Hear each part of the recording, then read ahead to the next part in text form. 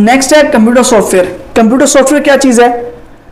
अगर आप different programmes बनाते हो, छोटे छोटे प्रोग्राम बनाए, उनका आप जब कंबाइन कर लेते हो, वो क्या बन जाता है? कंप्यूटर सॉफ्टवेयर बन जाता है।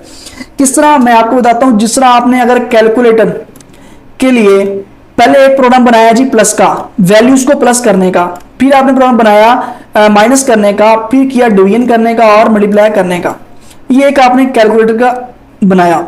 डिफरेंट प्रोग्राम बनाए, 4 प्रोग्राम आपने बना लिए। इनको जब कंबाइन करते हो, कंबाइन करने के बाद एक छोटा सा सॉफ्टवेयर बन जाता है। वैसे आप इसे कहे प्रोग्राम हो, लेकिन आपको मैं एग्जांपल दे रहा हूं, ठीक है? तो उस कहते हैं आप सॉफ्टवेयर बन गया जी, क्योंकि इन सबका कॉम्बिनेशन है ये। collection of computer programs and related data that provides instruction telling a computer what to do। देखें अब कि एक आपने कैलकुलेटर डिजाइन किया है, वो बता रहा है, कैलकुलेटर कंप्यूटर है, वो बता रहा है भाई प्लस दबाऊंगा तो क्या होगा? वैल्यूज को ऐड कर देगा, माइनस करेंगे तो वैल्यू को सब